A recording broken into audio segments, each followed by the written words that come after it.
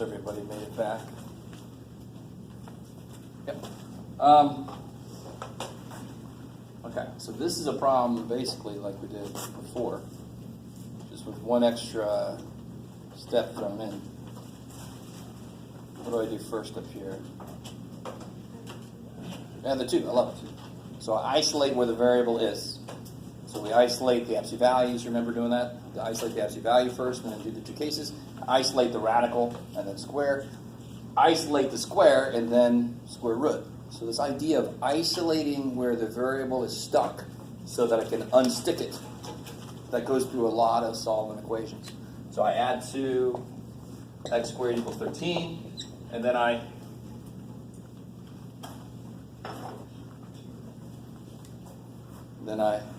square root. And who cares that it didn't come out nice? The minute I do this, plus or minus, it needs to become second nature to do that. We need to take a square root. So you get x equals plus or minus rad 13. I like it. You can leave the answer just like that. Yeah. Yeah. Well, so what else could we do with it?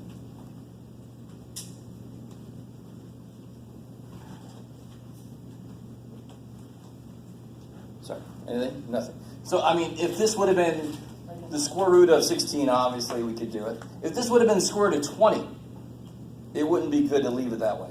Why? 4 and 5. Yeah, because you can actually simplify square root of 20. Yeah. So if this is simplifiable, either because you can do it directly or because you can break it up, you better do that. Otherwise, you just stop there because you can't do anything with it. Cool. I feel like I'm in a zoo. Somebody just standing there watching me. I don't like that shit. All right. Either come in or don't. So then what about the second one? It's a little bit worse looking, but do you see how they're exactly the same problems? Something that I don't know squared, some other shit equals something. Something I don't know squared, some other shit equals something. So what's the first step over here? Subtract 7. Isolate where my variable is. Subtract 7. Oh, is that my time? Little math debate. And then 16. So I was nice on that problem. Square root. Right? That's the reason why we isolated the square so that I can attack it directly with the square root. Of course, the minute I do that. So what happens on this side, of course? So 2x minus 3 equals plus or minus 4. And this is where I get the weirdest question about where's the plus or minus button on my calculator? You know how to handle this now. I mean, you could either right now say, you guys say 2x minus 3 equals 4, or 2x minus 3 equals negative 4. And then solve both. Right? Or you could add 3 and divide by 2 and then split it up into the 2 cases. It doesn't matter. You'll get the same answers either way. So this would be 7, so 7 halves. And this will be negative 1 half, right? This would be 3 plus 4 is 7 over 2. 3 minus 4 is negative 1 over 2. Same answers. Is that decent right there?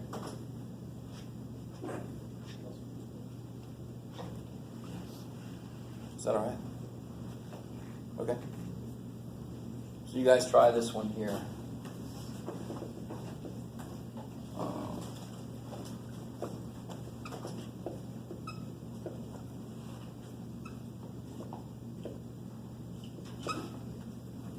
Ooh, nice and mean. I love it.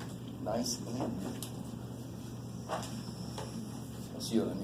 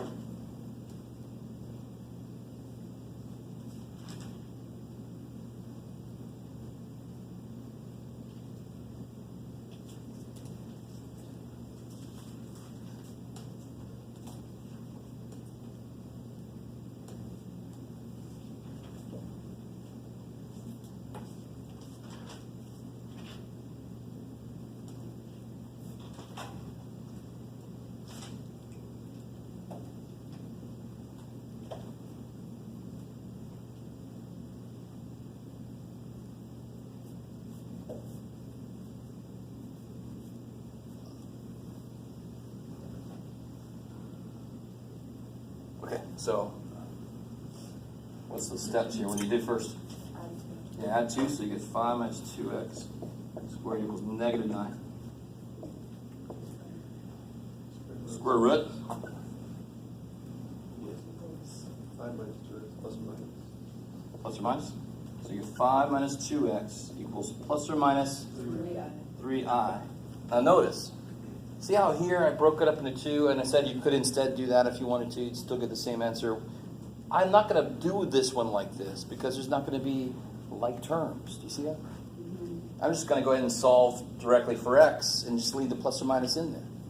Because there's no like terms. I got complex pieces and real pieces, they're not going to go together. So I'm going to subtract 5.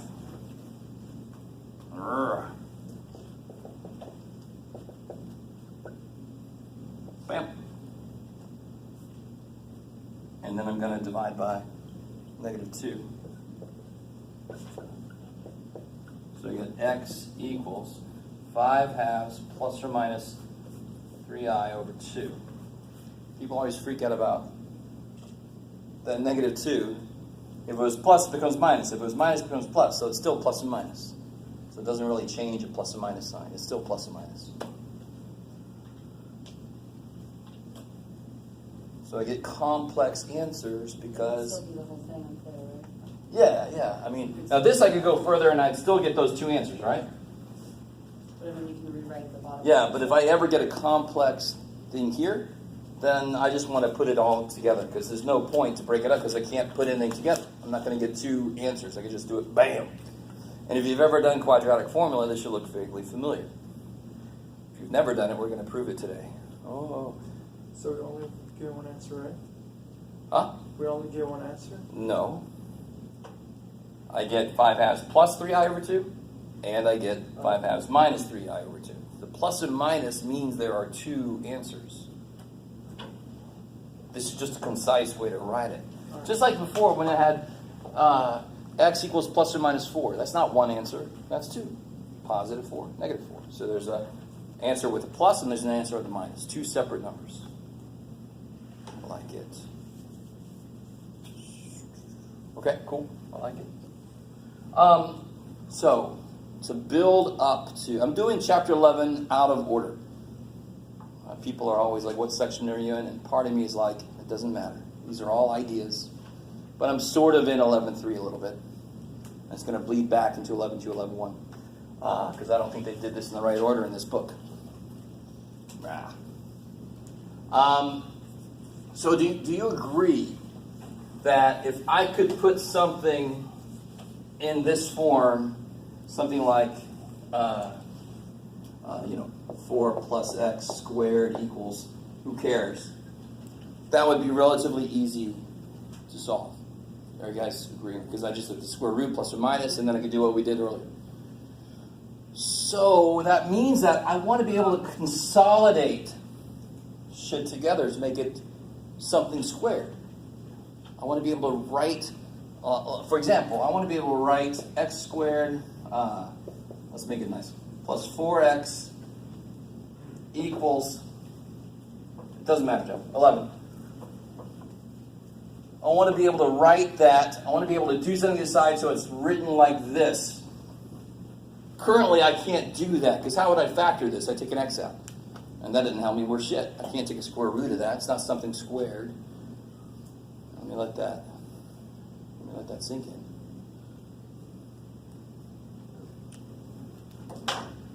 So what I want to do then, and if I subtract 11, am I able to factor that? So making it equal to 0 doesn't really lead to something I can do. If you know quadratic formula, that's great. I'm going to pretend like we don't. We do not know quadratic formula officially yet. So right now, there's no damn way I can do this. So let's take a little, let's hold on to this. We're going to do this problem in a minute. We have to investigate. Given x squared plus something x, can I figure out really what to put here so that this will factor nicely? In fact, I mean, you guys might be able to figure it out for that one. Maybe. What do you have to put here so that it'll be something squared like that? It would have to be plus 4. because then it would be factored to x plus 2, x plus 2, x plus 2 squared, right? So if I add 4 here, I better What's the other side? add 4 to the other side, so I get x plus 2 squared equals 15, and then I can square root and do all that shit, right? Just like we did a minute ago. Now some of you guys are looking pain, like where the shit did that come from? Yeah. All right, we're going to develop a process. This was not that crazy of a one. I could imagine somebody could come up with that number pretty easily. But the minute I make that number a little bit worse, then that number is a little bit harder to figure out unless you know the process. So we're going to call this process, not just us, everybody does. It's called completing the square. Why is that a beautiful name? Because I want to put a number here to make this become a square. So I'm going to complete what this guy needs to become something squared. Why is that such a good goal? Because then it's freaking easy as hell to solve it, right? Because right now we don't have a way to solve this at all. Track 11 is not factorable. We don't know quadratic formula yet. So we ain't got no way in the world to solve it. But if I could put it in this form, then I could solve it. Bree's working backwards. Just working backwards. Yeah, well, yeah. So a little motivation. As if we're in drama class or something. Some motivation. Why am I doing what I'm doing? All right. So if I took a minute and just investigated some things that are already written like this, I'll start to see a pattern emerge that I can use. That's a huge part of math. What do we notice? What do we notice? Now let's use that forever. Yeah. So if I square this, what am I going to end up with? Can you guys do that without writing it twice? X squared, 3x, 6x. In fact, that middle number is always going to be how related to that number. It's going to be twice that number, isn't it? Because it's going to be one of them plus another one of them. And then the last number is going to be, in this case, 9. In fact, that last number is always going to be whatever this number is squared, right? Let's try another one, just in case you're not believing me. This is twice 3, and this is 3 squared. So if I have x minus 5 squared, I get x squared minus 5x minus 5x minus 10x, and that is twice negative 5. And the last number is going to be negative 5 times negative 5 plus 25, and that is negative 5 squared. Always. So we use this fact to figure it out in reverse. So if I had x squared minus 6x, what would I put here so that it becomes something squared? Well, here's the process. Here's the steps. And I got a little handout for this too. There's always a two-step process. One, do you notice how the middle number, what is it that I don't really know? I don't know what this number is right here. I don't know what that number is. Well, the middle number is always twice what that number is going to be. So I've got the middle number, so I'm just going to cut that thing in half to uncover what would be in here. So what's really weird is the first step, take the middle coefficient divided by 2, it tells you what the answer is going to look like. I don't even have to do any factor work. I just throw that sucker in there, whatever the hell it is. But then how do I figure out what goes here? Well, what goes here is always the square of that number that's in here. Well, I just figured out that number is negative 3. And negative 3 squared is 9. So that's what would have to go here to make this become this.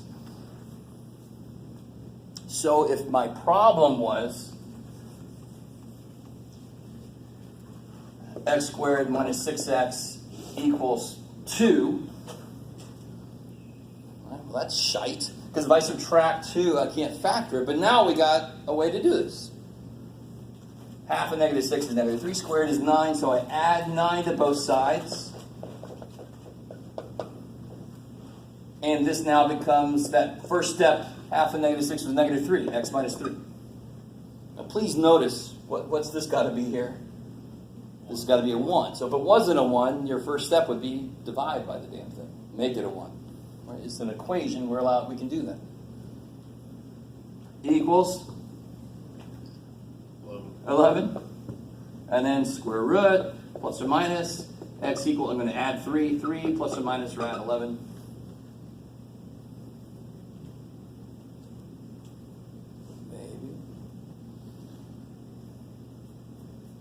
bad, right? That's pretty nice. Uh-oh. So let's do another one. So what do I add? X, well, let's see. What if I add 3x squared let's say plus, what is it, Jeff? It doesn't matter. 30x minus 1 equals 0. Yeah, can I factor this? Ain't no way in hell. What are factors of -3 that add to be 30? Okay, no. So add 1. And I do that to make some room. I want to make some room first. Add the 1, make some room. Now what do I have to do now before I can even start to do this process? Divide by 3. That was the whole purpose of this. Divide by 3. So I get x squared plus 10x equals 1/3. Now what are the 2 steps? First step, cut the 10 in half. Equals 5, and that's going to be how it factors. I already know what the next step is going to be. And then what's the second step? Square root of 5. Square root of 5. That's the number that I have to put here, and of course, if I have to put it there, I better freaking put it over there.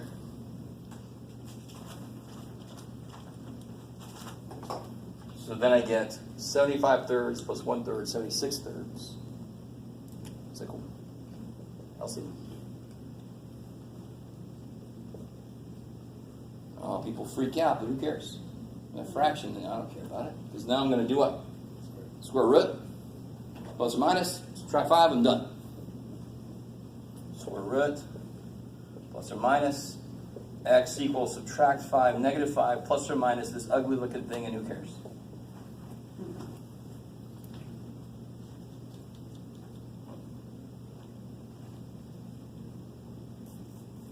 So the key there is to realize our whole goal was to make it look like something squared equals a number, because I know how to do it from here. So then we developed a process that will always work. It's almost too nice to believe. So let me give you this handout, because there's some problems on there I want you to work out. So the side that says completing the square. The other side is kind of, we'll talk about the other side here in a little bit. But the side that says 11.3 completing the square.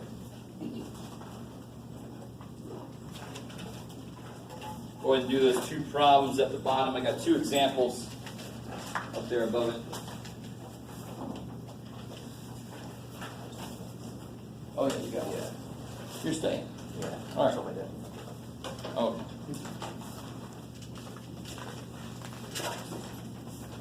Oh, you're set up.